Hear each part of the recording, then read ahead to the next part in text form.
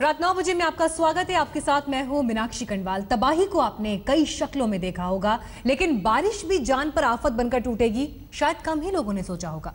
हैरानी यह है कि सिर्फ एक नहीं बल्कि कई राज्यों में बरसात और बाढ़ तांडव मचा रही है। सवाल ये कि आखिर बारिश हर साल आती है?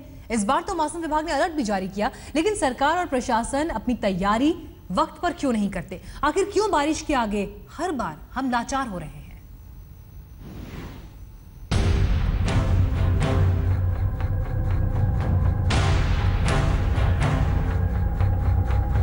बरसाती नदी में पलट गई बस। नदी की धार से हार गई बस। शहर की गली में बह गई बाइक। बारिश में फंस गई कार। बीच नदी अटक गई जीप। बारिश से टूट गया नेशनल हाईवे। रेगिस्तान में आई है आफत की बाढ़। जहां पड़ा था सूखा, वहां बह रहा है सैलाब। आखिर ऐसी बरसात का क्या है मतलब? क्यों अलर्ट के बाद भी नहीं रुक रही है तबाही?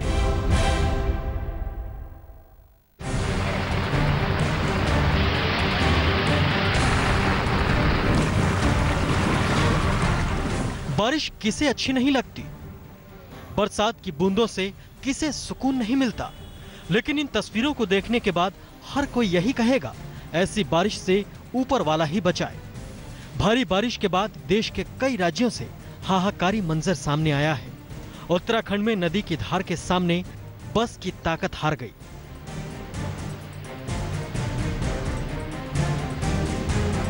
राजस्थान में बारिश के बेशुमार पानी में 1 क्विंटल से भारी बाइक तिनके की तरह बहने लगी।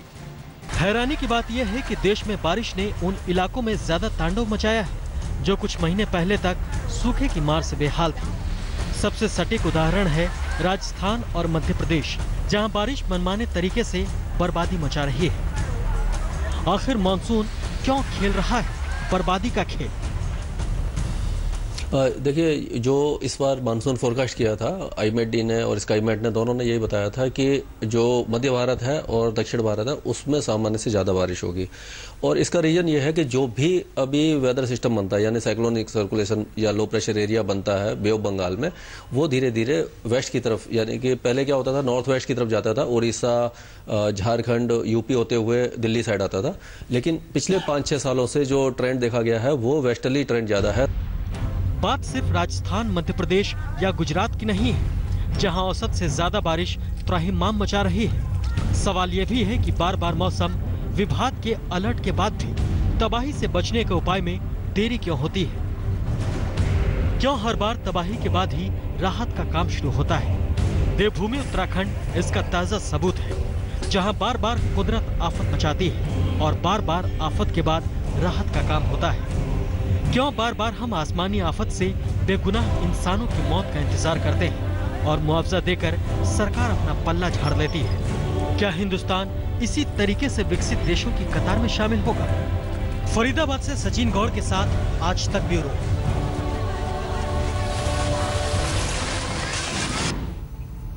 उत्तराखंड को बारिश सबसे ज्यादा परेशान कर रही है। हालात वहां लगातार खराब होते जा रहे हैं। हल्द्वानी में तो एक बस ही नदी में गिर गई, जबकि चमोली में भी हाईवे पर कई जगह से गायब हो चुका है। लेकिन नैनीताल में 18 जुलाई तक स्कूलों को बंद कर दिया गया है।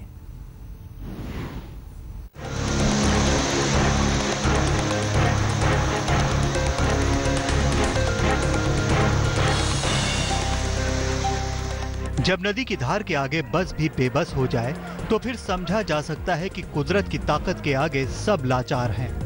बरसाती नदी में बस के ड्राइवर ने बेवकूफी भरी हिम्मत तो दिखाई, लेकिन जांबाजी कामयाब नहीं हो पाई।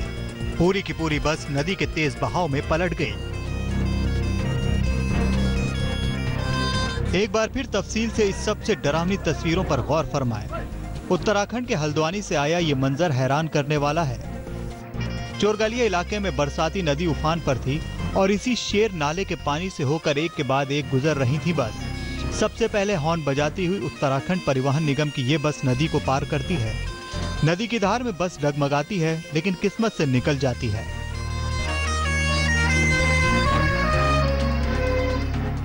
हिम्मत दिखाकर दूसरी बस का ड्राइवर भी गाड़ी आगे बढ़ाता है। किसी तरह वो भी बस को निकाल ले जाता है।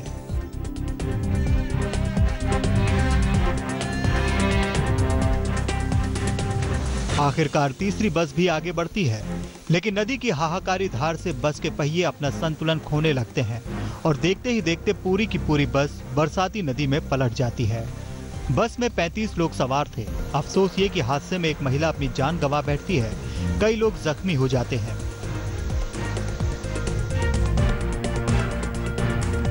दूसरी तस्वीर भी उत्तराखंड के उत्तरकाशी जिले की है।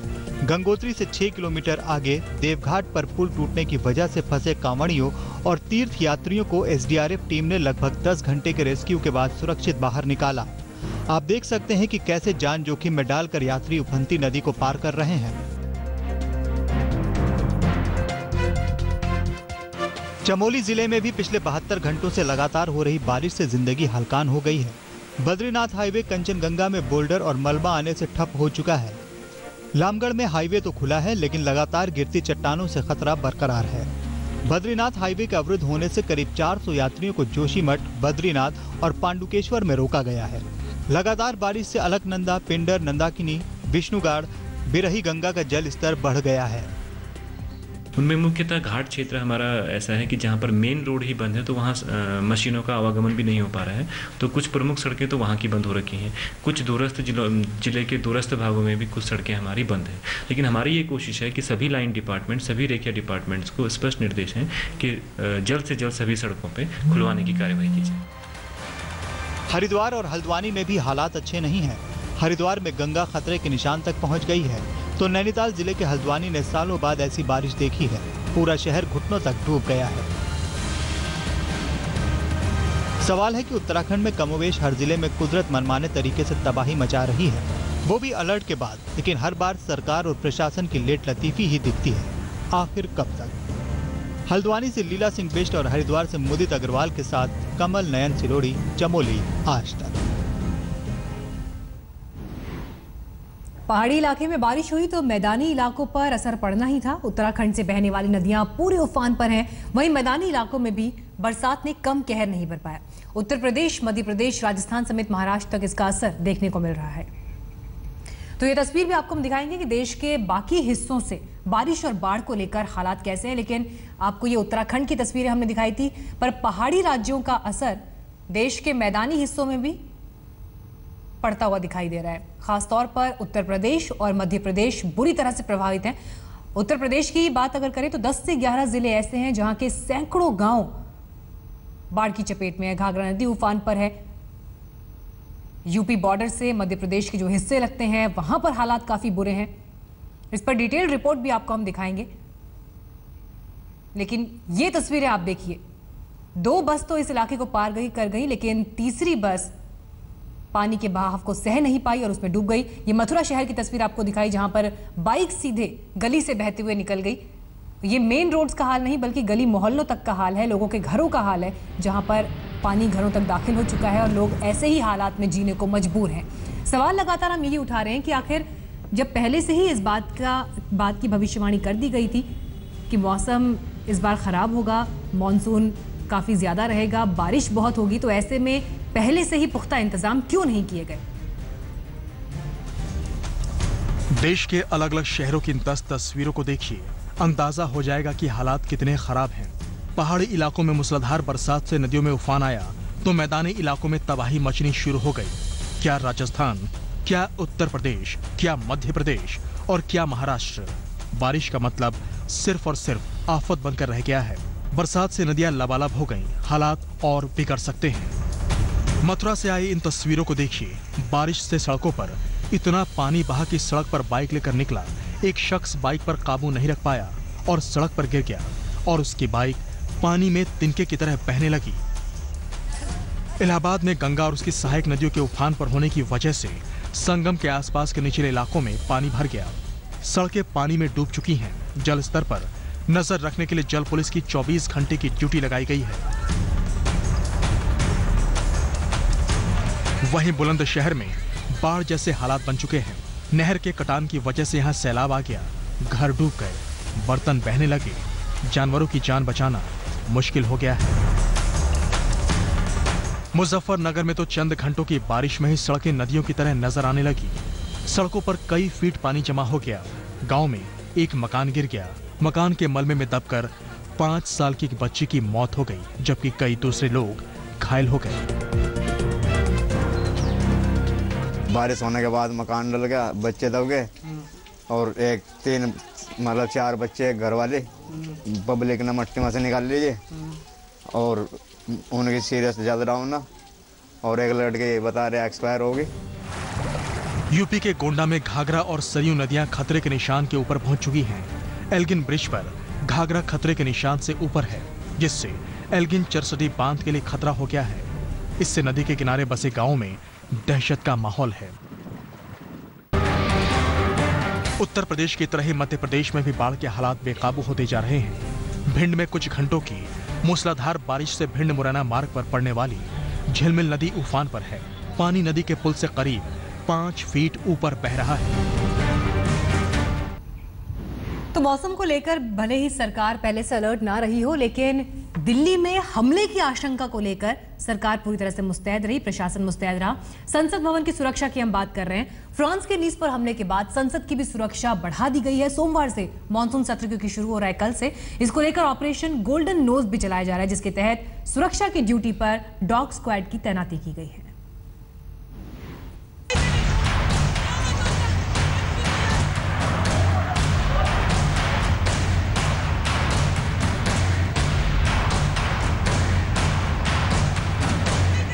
फ्रांस के नीस में ट्रक से हमले से दुनिया हैरान रह गई। इस हमले में ट्रक को हथियार बनाया गया। ट्रक से कुचलकर 84 लोगों को मार डाला गया। नीस में नए हथियार से हमले के बाद अब भारत भी अलर्ट पर है। सूत्रों के मुताबिक सोमवार से शुरू हो रहे संसद के मॉनसून सत्र से पहले पार्लियामेंट की सुरक्षा बढ़ा दी गई है। सुरक्षा एजेंसियों ने सुसाइड अटैक, ट्रक या कार से हमले पर भी चर्चा की। इसके बाद संसद के लिए ऑपरेशन गोल्डन नोज तैयार किया गया, जिसे गृह मंत्रालय ने मंजूरी दे दी।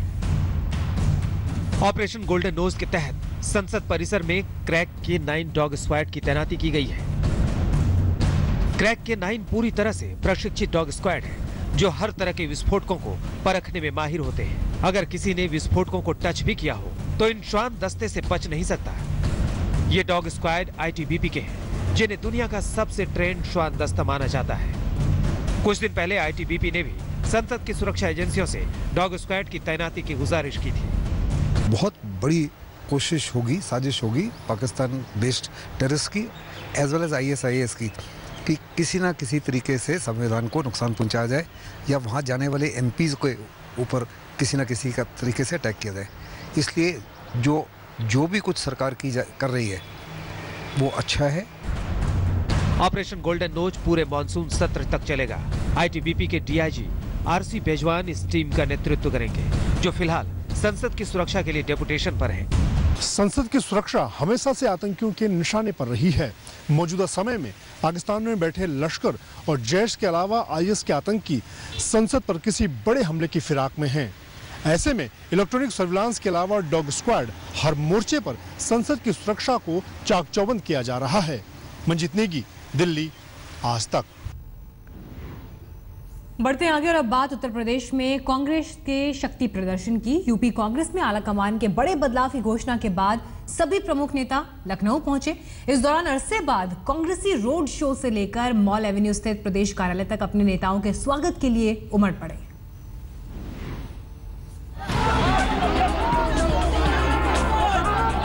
ये लखनऊ के अमौसी एयरपोर्ट का नजारा है। SUV की छत पर प्रदेश कांग्रेस प्रभारी राज बब्बर दिख रहे हैं और सामने कदकद कांग्रेस के जमीनी कार्यकर्ता।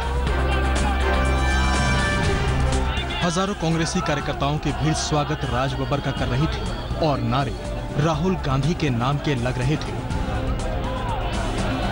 उत्साहित कार्यकर्ताओं ने राज बब्बर को भी जोश में भर दिया। भीड़ के बीच में सरकती SUV की छत पर बैठे राज बब्बर खड़े हो गए। हालांकि इसी बीच ड्राइवर ने अचानक ब्रेक लगा दी। राज बब्बर ने संतुलन खोया, लड़खड़ाते दिखे, लेकिन पीछे खड़े बॉडीगार्ड ने उन्हें थाम लिया और हादसा टल गया।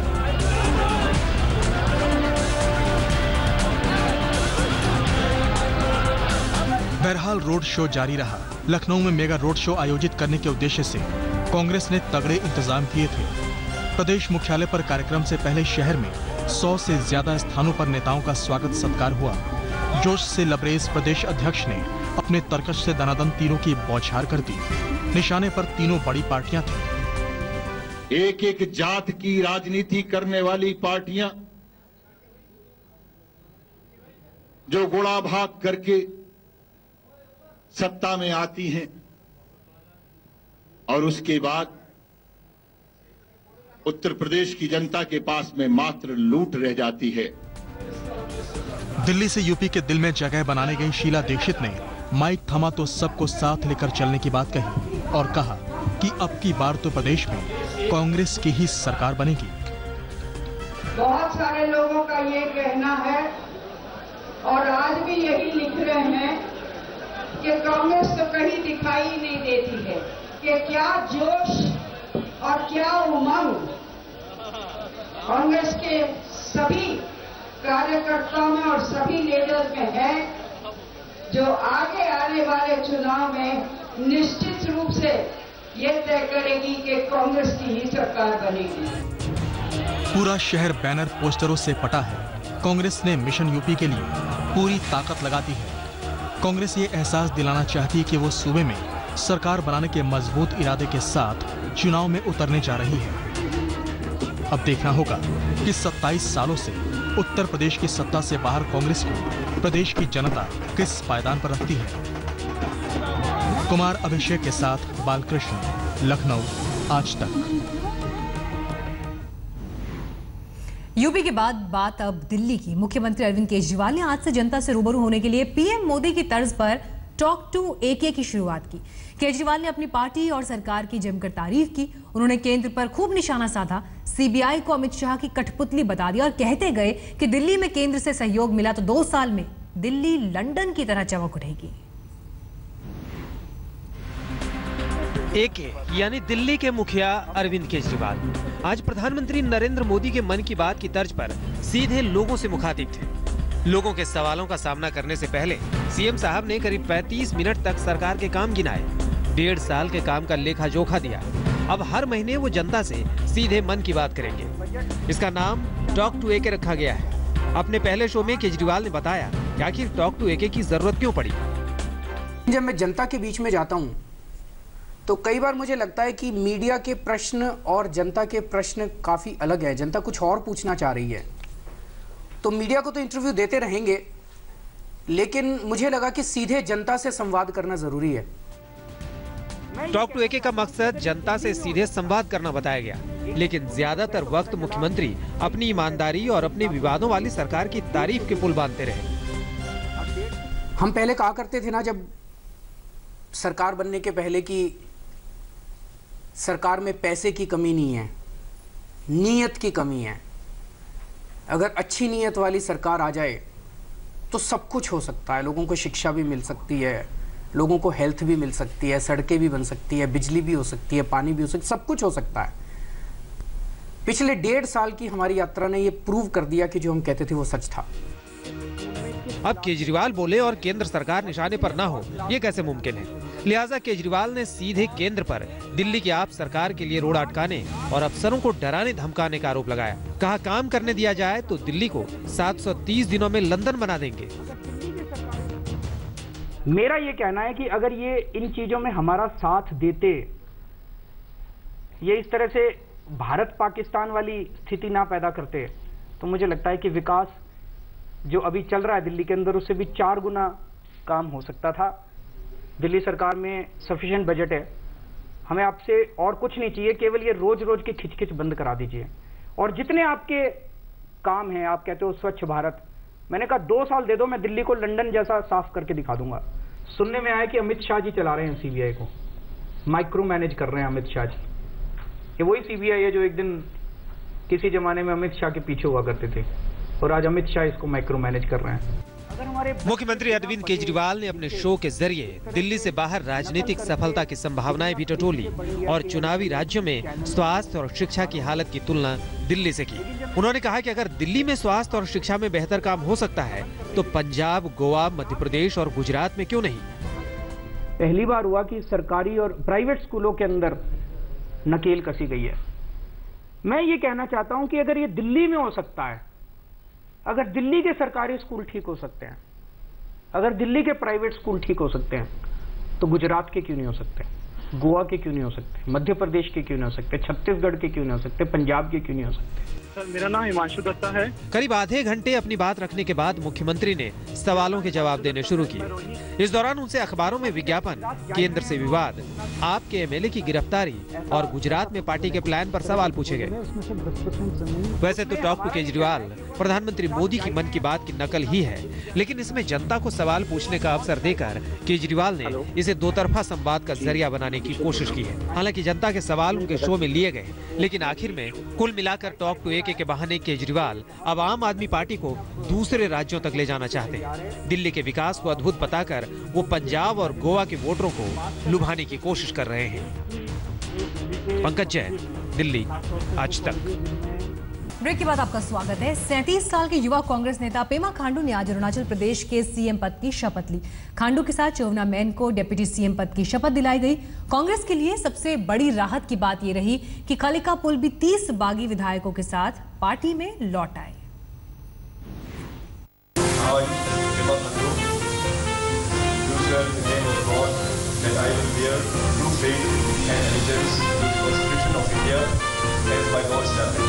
अरुणाचल प्रदेश में जारी राजनीतिक उठापटक का दौर आखिरकार रविवार को खत्म हो गया।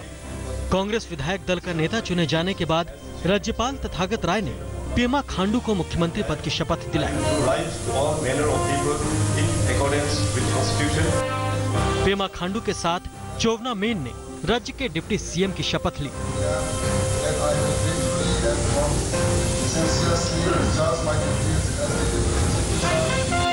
सीएम बनने के बाद आज तक से बातचीत में पेमा खांडू ने माना कि उनके लिए ये जिम्मेदारी चुनौतीपूर्ण होगी। हाँ जी, प्रेशर तो काफ़ी है हमारे पास, क्योंकि लेट फादर जो था हमारे स्टेट में बहुत अच्छे काम करके गया है, तो पब्लिक लोगों का जो रेस्पेक्ट है उनके लिए काफ़ी ऊंचा था। तो अभी भी पब्लिक लोग अभी जिस प्रकार से हम स्वेरिंग करके आया है, तो एक्सपेक्टेशंस तो काफ़ी है। संगीत का शौक रखने वाले 37 साल के पेमा खांडू दिग्वंत मुख्यमंत्री दोरजी खांडू के बेटे हैं। पिता की आकस्मिक मौत के बाद राजनीति में आए खांडू नवाम तुकी सरकार में मंत्री रह चुके हैं। उधर डिप्टी सीएम बने चोवना मेन बागी होने की बात भुलाकर अब खुद को पार्टी का वफादार सैनिक बता रहे हैं। You've been a rebel in the party and now back to the party. What is your take on it? That is wrong. I have not played any role as a rebel, nor I am now going to play any such role. आपको बता दें कि कांग्रेस के कई विधायकों के बागी हो जाने के बाद नवाम तुकी को सीएम पद से इस्तीफा देना पड़ा था। अरुणाचल में जारी संकट के बाद बुधवार को सुप्रीम कोर्ट ने राज्य से राष्ट्रपति शासन हटाकर पूर्व सरकार की बहाली का आदेश दिया था। सियासी उठापटक के बीच कांग्रेस जहां अरुणाचल में सरकार बचाने में कामयाब रही, वहीं अपदस्थ सीएम खालिको पुल भी 30 बागी विधायकों के साथ कांग्रेस में लौट आए। इसमें वापस करने हम लोग जहाँ है वही है, क्योंकि लीगली इंटरप्रेट करना अभी भी थोड़ा क्लियर होना है, क्योंकि जल्दीबाजी में थोड़ा गलत नहीं समझने के कारण से हो जाता है, तो पार्टी उसको थोड़ा लीगली भी थोड़ा उसको देखना पड़ेगा। अरुणाचल में 60 सदस्यीय विधानसभा में अब कुल विधायकों की संख्या 58 है और कांग्रेस 2 निर्दलीय विधायकों समेत 47 विधायकों के समर्थन का दावा कर रही है। अरुणाचल प्रदेश में अपनी साख बचाने के लिए भले ही कांग्रेस ने पेमा खांडू को मुख्यमंत्री बना दिया हो, लेकिन उन पर भी बाने का तमगा लगा हुआ है। ऐसे में पूर्व मुख्यमंत्री दोरजी खांडू के बेटे होने के बावजूद ये कहना गलत नहीं होगा कि आने वाली डगर इतनी आसान नहीं होगी। फिलहाल भारतीय जनता पार्टी का कांग्रेस मुक्त सपना चकनाचूर हो चुका है। कैमरा पर्सन तापस बैरी के साथ मनोज्ञा लोईवाल, ईटानगर, अरुणाचल प्रदेश, आज तक।